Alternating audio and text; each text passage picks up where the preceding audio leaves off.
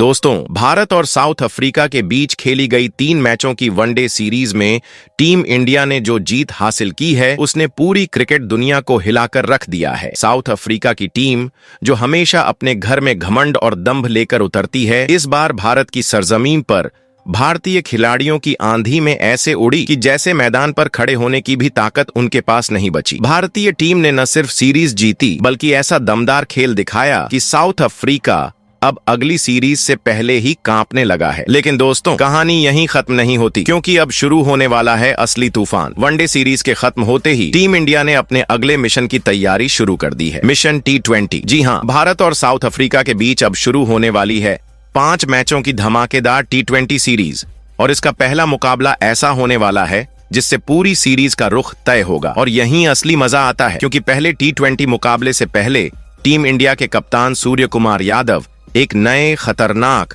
और पूरी तरह से बदले हुए तेवर में दिख रहे हैं। वनडे सीरीज में जिस तरह भारतीय टीम ने दहाड़ लगाई, बिल्कुल उसी अंदाज में अब टीम इंडिया T20 फॉर्मेट में उतरने वाली है।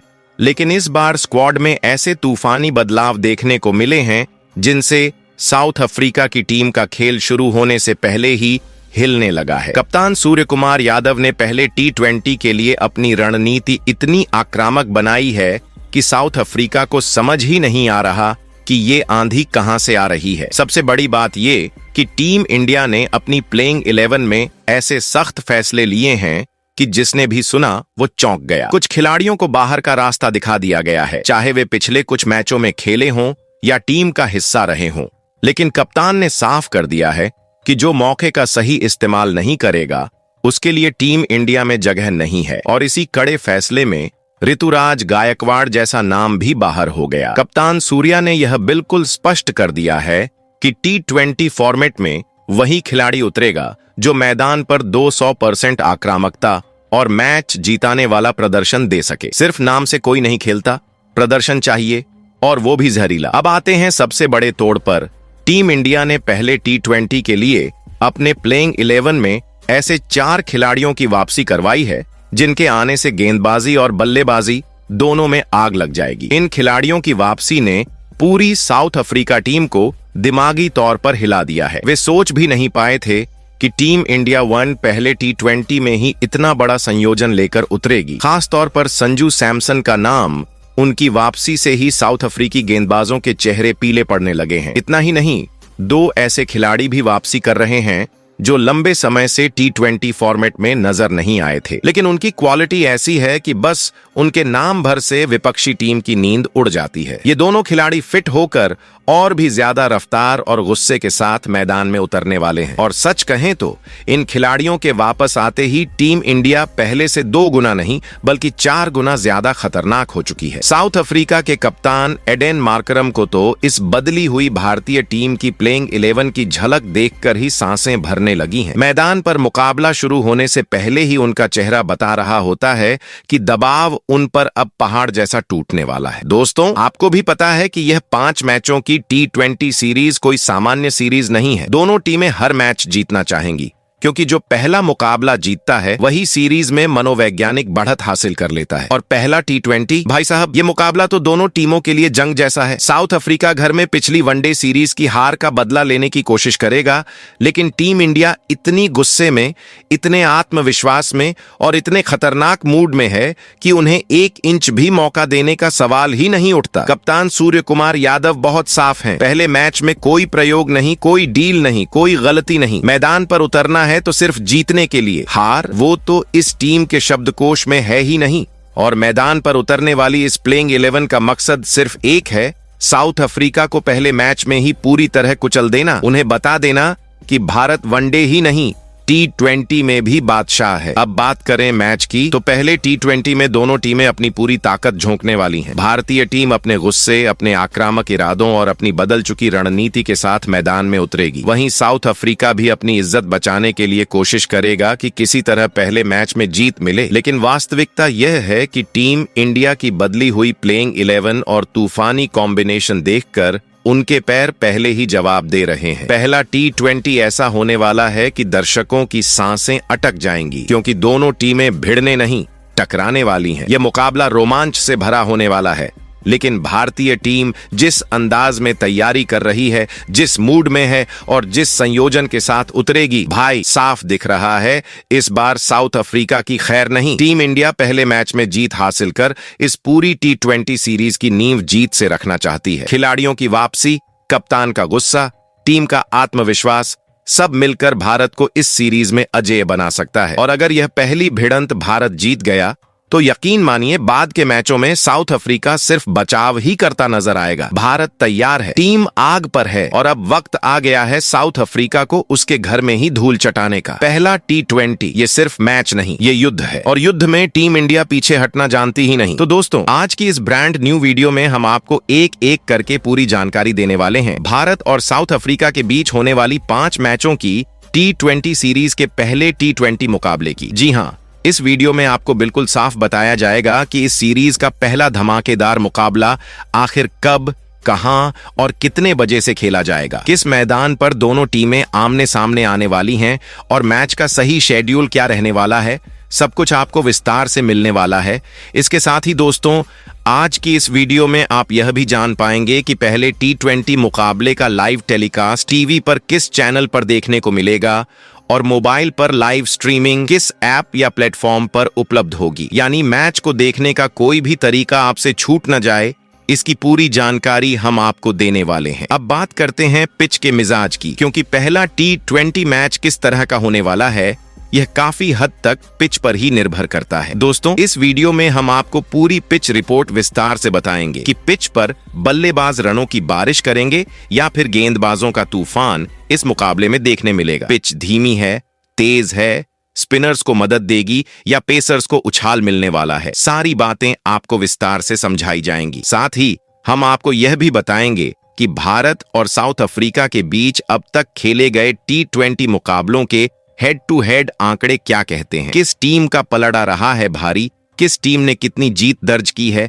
और इन आंकड़ों के हिसाब से पहले T20 में किस टीम की बढ़त दिखाई देती है, ये सभी जानकारी आपको बिल्कुल साफ साफ दी जाएगी। दोस्तों, इस वीडियो का सबसे बड़ा हिस्सा होगा पहले T20 मुकाबले में भारतीय टीम की संभावित प्लेइंग 11। जी हाँ, हम आपको बताएंगे कि भारत की टीम किस संयोजन के साथ मैदान में उतर सकती है और क्यों इस प्लेइंग 11 को देखकर साउथ अफ्रीका के खिलाड़ियों के अभी से पसीने छूटने लगे हैं। भारतीय टीम कैसी दिखने वाली है, कौन कौन खिलाड़ी रहेंगे, बैटिंग ऑर्डर कैसा बन सकता है, सब कुछ आपको एक करके बताया जाएगा। और हाँ दोस्तों, पहले T20 मुकाबले से जुड़ी कुछ बहुत बड़ी और बेहद जरूरी बातें जो मैच शुरू होने से पहले हर क्रिकेट प्रेमी को पता होनी चाहिए, वो भी इस वीडियो में आपको मिलेंगी। ऐसे अहम अपडेट, ऐसी महत्वपूर्ण जानकारियां जिन्हें मिस करना बिल्कुल नहीं चाहिए, वो भी हम इसी वीडियो में आपको बताएंगे। लेकिन उससे पहले दोस्तों, अगर आप भी टीम इंडिया से जुड़ी हर छोटी बड़ी अपडेट, मैच की जानकारी, प्लेइंग 11, पिच रिपोर्ट और क्रिकेट से जुड़े हर बड़े अपडेट सबसे पहले पाना चाहते हैं तो तुरंत हमारे इस क्रिकेट चैनल क्रिकेट ज्ञान हिंदी को सब्सक्राइब कर लीजिए और इस वीडियो को लाइक और शेयर करना बिल्कुल मत भूलिए। तो दोस्तों, आज हम आपको बताने वाले हैं भारत और दक्षिण अफ्रीका के बीच खेले जाने वाले पहले T20 मुकाबले से जुड़ी पूरी और सही जानकारी, ताकि आप बिना किसी उलझन के मैच का पूरा आनंद ले सकें। भारत और दक्षिण अफ्रीका के बीच T20 श्रृंखला का पहला मुकाबला 9 दिसंबर मंगलवार को खेला जाएगा, जिसका आयोजन कटक के बाराबती स्टेडियम में होने वाला है। इस रोमांचक मुकाबले की शुरुआत भारतीय समयानुसार शाम 7 बजे से होगी, इसलिए अगर आप मैच को सीधा प्रसारण में देखना चाहते हैं तो समय से पहले अपनी स्क्रीन के सामने बैठ जाएं। इस मुकाबले का दूरदर्शन अर्थात लाइव प्रसारण स्टार स्पोर्ट्स नेटवर्क के उपयुक्त चैनलों पर उपलब्ध रहेगा, जहां आप हर गेंद और हर रोमांचक पल को बेहतरीन गुणवत्ता में देख सकेंगे। वहीं अगर आप मोबाइल या टैब पर इस मुकाबले को देखना चाहते हैं तो इसकी सीधी प्रसारण सुविधा जियो हॉटस्टार ऐप पर उपलब्ध होगी, जहां आप कहीं भी और कभी भी जुड़कर मैच का आनंद उठा सकते हैं। यह मुकाबला दोनों टीमों के लिए काफी अहम माना जा रहा है, क्योंकि T20 प्रारूप की यह शुरुआत दोनों टीमों के फॉर्म, रणनीति और प्रदर्शन का महत्वपूर्ण संकेत देगी। भारत की टीम अपने घरेलू दर्शकों के सामने शानदार खेल दिखाने के इरादे से मैदान पर उतरेगी, जबकि दक्षिण अफ्रीका अपनी तेज तर्रार और आक्रामक शैली से मैच को और भी रोमांचक बनाने वाली है। इसलिए दोस्तों 9 दिसंबर की शाम 7 बजे अपनी स्क्रीन तैयार रखिए, क्योंकि भारत बनाम दक्षिण अफ्रीका का यह पहला T20 मुकाबला उत्साह, ऊर्जा और रोमांच से भरपूर होने वाला है। टीम इंडिया को सपोर्ट करते रहिए और क्रिकेट का पूरा मजा उठाइए। तो चलिए दोस्तों, अब एक नजर डाल लेते हैं भारत और साउथ अफ्रीका के बीच आज तक खेले गए T20 मुकाबले के हेड टू हेड आंकड़ों पर। तो भारत और दक्षिण अफ्रीका की क्रिकेट टीमें अब तक कुल 31 T20 अंतरराष्ट्रीय मुकाबले खेल चुकी हैं, जिनमें भारत ने 18 बार जीत दर्ज की है, जबकि दक्षिण अफ्रीका ने 12 मैच जीते हैं और एक मुकाबला बिना किसी परिणाम के समाप्त हुआ था। इन आंकड़ों से यह साफ समझ आता है कि T20 फॉर्मेट में भारत को हल्की बढ़त हासिल है और ज्यादातर मुकाबलों में भारतीय टीम ने स्थिति को नियंत्रण में रखते हुए दमदार प्रदर्शन किया है। दोनों टीमों के बीच हुए ये मुकाबले हमेशा रोमांच और उत्साह से भरपूर रहे हैं, जिनमें कभी भारतीय बल्लेबाजों ने तूफानी पारियां खेली हैं तो कभी दक्षिण अफ्रीका के तेज गेंदबाजों ने शानदार स्पेल डालकर मैच का रुख पलट दिया है। भारत की ओर से कई मौकों पर बड़े लक्ष्य का पीछा करते हुए शानदार सफलताएं मिली हैं, वहीं दक्षिण अफ्रीका की टीम ने भी कई बार आक्रामक बल्लेबाजी के दम पर मैच को रोमांचक बना दिया है। T20 फॉर्मेट की तेज रफ्तार शैली के कारण दोनों टीमों के बीच हर मैच दर्शकों के लिए एक नया अनुभव लेकर आता है, जहां हर ओवर में खेल का रुख बदलने की संभावना रहती है। कुल मिलाकर हेड टू हेड के इस इतिहास से साफ होता है कि भारत इस फॉर्मेट में थोड़ा आगे है, लेकिन दक्षिण अफ्रीका भी एक ऐसी टीम है जो किसी भी दिन मैच का रुख पलटने की क्षमता रखती है। यही वजह है कि इन दोनों टीमों के बीच होने वाला हर T20 मुकाबला दर्शकों को सीट से बांधे रखने में कभी नाकाम नहीं होता। तो चलिए दोस्तों, जरा एक नजर डाल देते हैं भारत और साउथ अफ्रीका के बीच खेले जाने वाले पहले T20 मुकाबले के पिच रिपोर्ट के ऊपर। तो बाराबती स्टेडियम की पिच पर नजर डालें तो क्यूरेटर ने हाल ही में लाल मिट्टी की पिच को तैयार किया है, जिसका अर्थ है कि बल्लेबाजी और गेंदबाजी दोनों को बराबर अवसर मिल सकते हैं। पिच की शुरुआत बल्लेबाजों को काफी संतुलित और आरामदायक महसूस करा सकती है, जिससे पहले कुछ ओवरों में रन बनाना आसान हो सकता है। लेकिन जैसे जैसे मैच आगे बढ़ेगा, पिच में थोड़ा बदलाव देखने को मिल सकता है और इसी के साथ धीमी गति के गेंदबाजों को मदद मिलने की संभावना होगी। इस वजह से स्पिन गेंदबाजी इस मैदान पर विशेष भूमिका निभा सकती है। क्योंकि मैच शाम के समय खेला जाना है, इसलिए मैदान पर ओस का असर नजर आ सकता है, जिससे शुरुआत में बल्लेबाजों को फायदा मिल सकता है, लेकिन देर के ओवरों में गेंदबाजों को गेंद पकड़ने में थोड़ी कठिनाई महसूस हो सकती है। यही कारण है कि टॉस जीतने वाली टीम पहले गेंदबाजी करने का निर्णय ले सकती है, ताकि पिच और ओस दोनों का फायदा सही समय पर उठाया जा सके। बाराबती स्टेडियम की सीमाएं बहुत छोटी नहीं हैं, इसलिए हर गेंद को बड़े शॉट में बदलना आसान नहीं होगा। बल्लेबाजों को संतुलित और समझदारी भरा खेल दिखाना होगा। केवल आक्रामक होने से बात नहीं बनेगी, बल्कि परिस्थिति के हिसाब से संयम के साथ रन बनाना जरूरी रहेगा। कुल मिलाकर इस पिच पर शुरुआत बल्लेबाजों के पक्ष में रह सकती है, मगर मध्य ओवरों में स्पिन गेंदबाज खेल में वापसी करा सकते हैं। ओस की उपस्थिति गेंदबाजों के लिए चुनौती हो सकती है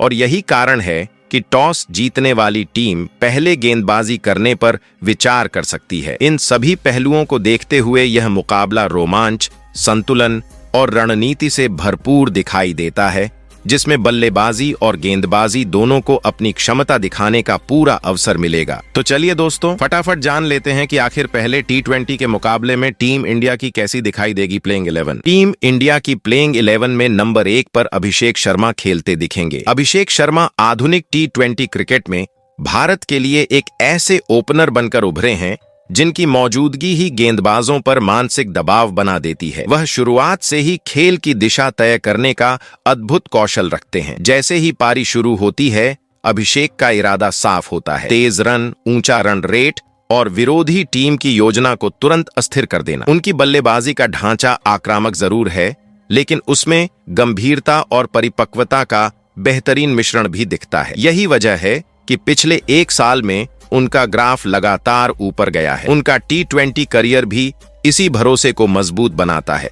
अब तक लगभग 30 अंतर्राष्ट्रीय T20 मैच खेलकर उन्होंने 1000 से ज्यादा रन बनाए हैं, जिसमें 2 शतक और 6 अर्धशतक शामिल हैं। किसी भी युवा ओपनर के लिए इतना तेज प्रभाव छोड़ना आसान नहीं होता, लेकिन अभिषेक ने साबित किया है कि वे सिर्फ तेज शुरुआत देने वाले खिलाड़ी नहीं, बल्कि बड़े मौकों पर अपना सर्वश्रेष्ठ निकालने की क्षमता रखने वाले बल्लेबाज हैं। पावर प्ले में उनका स्ट्राइक रेट भारत को शुरुआती बढ़त देता है, और अगर वह टिक जाए तो मिडिल ओवरों में भी रन प्रवाह रुकता नहीं। वहीं प्लेइंग 11 में नंबर 2 पर टीम इंडिया के उपकप्तान शुभमन गिल खेलते दिखेंगे। शुभमन गिल भारत के T20 सेटअप में उस वर्ग के खिलाड़ी हैं जो तकनीक, टाइमिंग और समझदारी से खेल की रफ्तार को संतुलित रखते हैं। जबकि अभिषेक शुरुआत में तेज प्रहार करते हैं, वहीं गिल अपने क्लासिक शॉट चयन और सधी हुई बल्लेबाजी से पारी को स्थिरता प्रदान करते हैं। वह शुरुआत में पिच को परखने पर जोर देते हैं, और जैसे ही वह गेंदबाजों की रणनीति समझ जाते हैं, अपने रनों की गति बढ़ाना शुरू कर देते हैं। T20 क्रिकेट में उनकी यह क्षमता बेहद मूल्यवान है, क्योंकि मैच के किसी भी पड़ाव पर उनकी उपस्थिति टीम को भरोसा देती है। उन्होंने अब तक 33 अंतर्राष्ट्रीय T20 मुकाबले खेले हैं, जिनमें 800 से अधिक रन जुटाए हैं। उनकी उपलब्धियों में 1 शतक भी शामिल है, जो इस बात का स्पष्ट प्रमाण है कि वह तेज शुरुआत के साथ साथ बड़ी पारी खेलने की क्षमता भी रखते हैं। गिल का यह संयमित लेकिन प्रभावी अंदाज दक्षिण अफ्रीका जैसे मजबूत गेंदबाजी आक्रमण के सामने बेहद उपयोगी साबित होता है। उनकी बल्लेबाजी की एक और खूबी यह है कि वह अपने साथी बल्लेबाज के अनुसार गियर बदल लेते हैं। अगर दूसरे छोर से तेज रन आ रहे हों तो वह एंकर बन जाते हैं, और अगर टीम को तेज रन चाहिए हों तो वह अपने शॉर्ट प्ले से रन रेट बढ़ा देते हैं। वहीं टीम इंडिया की प्लेइंग 11 में नंबर 3 भारतीय टीम के कप्तान सूर्य कुमार यादव खेलते दिखेंगे। सूर्य कुमार यादव, जिन्हें क्रिकेट जगत में अक्सर मिस्टर 360 कहा जाता है, आधुनिक T20 क्रिकेट के सबसे नवाचारी बल्लेबाजों में गिने जाते हैं। उनका खेल पारंपरिक शॉट्स की सीमाओं को तोड़ते हुए मैदान के हर हिस्से में रन बनाने की क्षमता पर आधारित है। उनकी बल्लेबाजी की यही अनोखी शैली गेंदबाजों को अनुमान लगाने का मौका ही नहीं देती। सूर्या मैच को कुछ ही ओवरों में पलट देने की क्षमता रखते हैं। चाहे भारत शुरुआती विकेट खो दे या मैच तेज गति की मांग कर रहा हो, वह तुरंत परिस्थिति के अनुरूप अपने खेल का स्तर बढ़ा देते हैं। उनके अंतर्राष्ट्रीय T20 करियर के आंकड़े भी इसे पूरी तरह साबित करते हैं। अब तक लगभग 100 मुकाबलों में उन्होंने 2700 से अधिक रन बनाए हैं। उनकी उपलब्धियों की सूची में 4 शतक और 21 अर्धशतक शामिल हैं। यह आंकड़ा न सिर्फ उनकी स्थिरता को दर्शाता है, बल्कि यह भी बताता है कि वह दुनिया के सर्वश्रेष्ठ T20 बल्लेबाजों में क्यों गिने जाते हैं। हाल के महीनों में भले ही प्रदर्शन में उतार चढ़ाव आया हो, लेकिन उनकी काबिलियत पर किसी का संदेह नहीं। ऊर्जा, नवाचार और बड़े शॉट्स का यह अनोखा मिश्रण उन्हें भारत के मध्य क्रम की रीढ़ बनाता है। वही नंबर 4 पर तिलक वर्मा खेलते दिखेंगे। तिलक वर्मा ने भारतीय T20 सेटअप में अपनी एक अलग और भरोसेमंद पहचान एक बहुत कम समय में बना ली है। उनका खेल पूरी तरह संतुलन, समझदारी और परिस्थितियों को पढ़ने की क्षमता पर आधारित है। तिलक शुरुआती गेंदों में हमेशा पिच और गेंदबाज की लाइन लेंथ को समझने की कोशिश करते हैं, जिसके बाद धीरे धीरे अपनी गति बढ़ाते हैं। यह गुण उन्हें मिडिल ऑर्डर में बेहद मूल्यवान बनाता है। जब टीम को 100 रन चाहिए और 10 ओवर बचे हैं तो तिलक क्रीज पर आते हैं।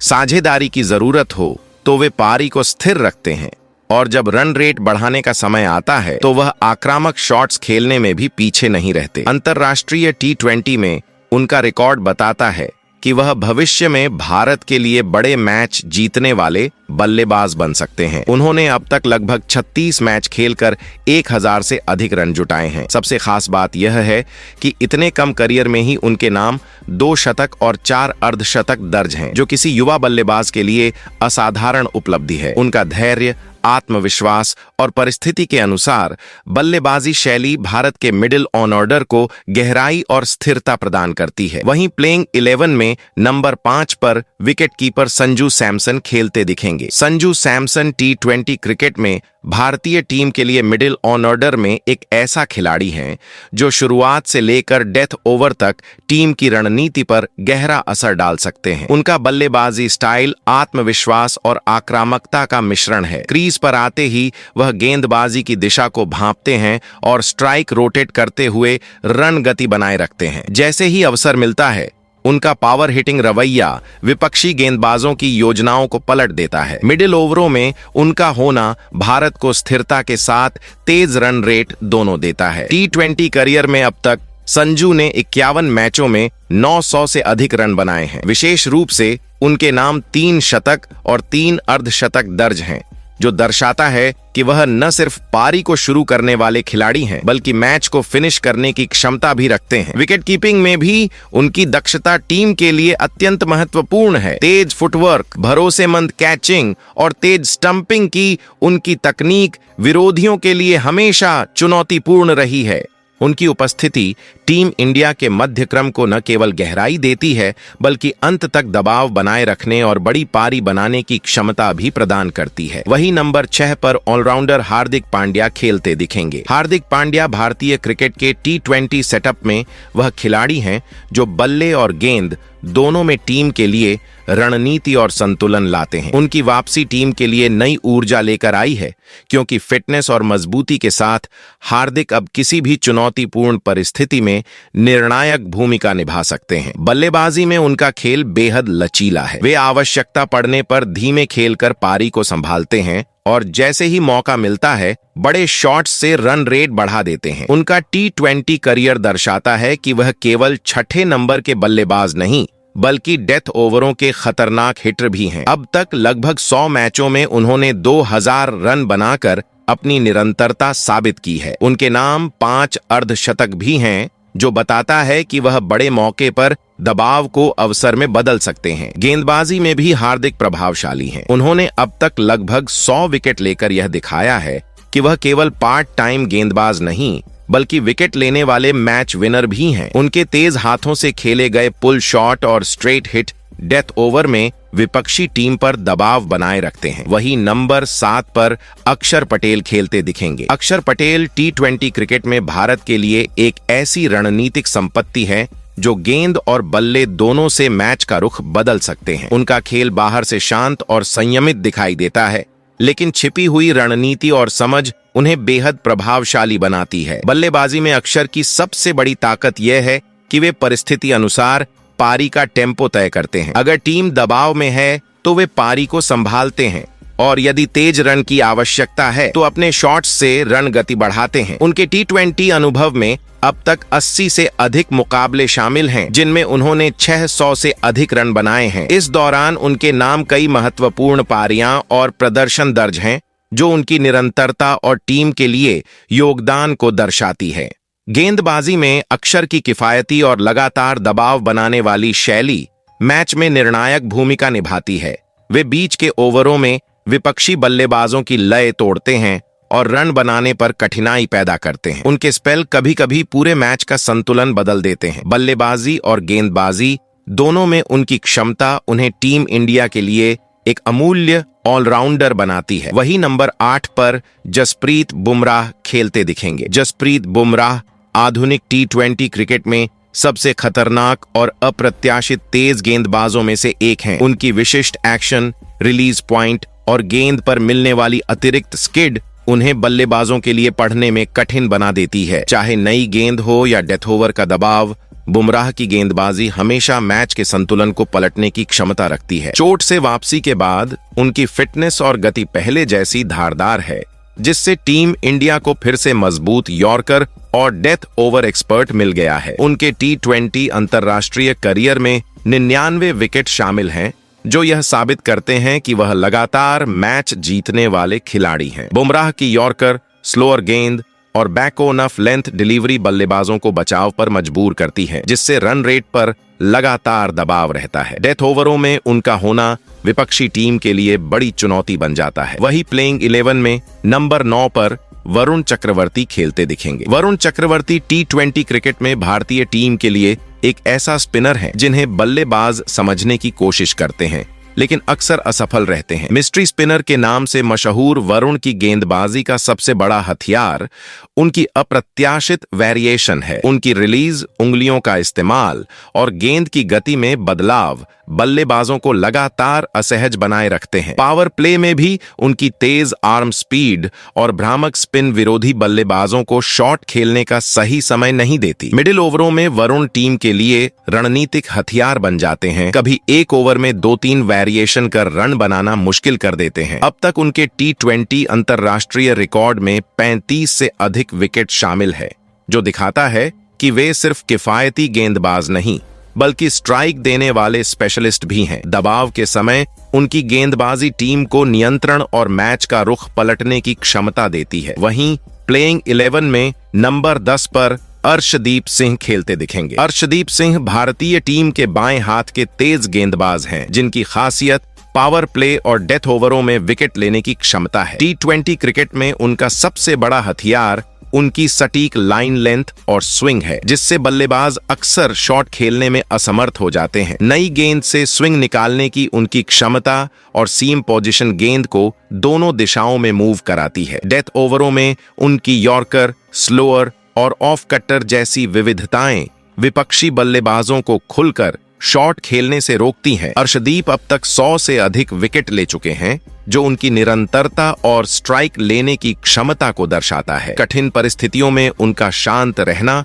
और सही समय पर दबाव बनाना टीम के लिए विशेष रूप से मूल्यवान है। वहीं प्लेइंग 11 में नंबर 11 पर हर्षित राणा खेलते दिखेंगे। हर्षित राणा T20 क्रिकेट में युवा तेज गेंदबाजों की नई पीढ़ी का प्रभावशाली नाम है। उनकी गेंदबाजी की सबसे बड़ी ताकत है गति और लगातार मूवमेंट पैदा करने की क्षमता। पावर प्ले में उनका इन स्विंग और आउट स्विंग बल्लेबाजों को खुलकर खेलने नहीं देता, जिससे शुरुआती दबाव टीम को बढ़त दिलाता है। डेथ ओवरों में उनकी यॉर्कर और हार्ड लेंथ गेंदें रन रोकने और विकेट लेने में कारगर साबित होती हैं। उनकी स्लोअर गेंद बल्लेबाजों को समय से पहले शॉट खेलने पर मजबूर करती है, जिससे कैच या मिस हिट की स्थिति बनती है। हर्षित का अनुभव अंतरराष्ट्रीय स्तर पर अभी कम है, लेकिन घरेलू और लीग क्रिकेट में उनके प्रदर्शन ने दिखाया है कि वह बड़े मंच पर भी मैच का रुझान अपनी टीम की ओर मोड़ सकते हैं। तो पहले T20 के मुकाबले में टीम इंडिया की ऐसी दिखाई देगी। प्लेइंग 11 आपके हिसाब से इस प्लेइंग 11 में और किस खिलाड़ी को होना चाहिए था?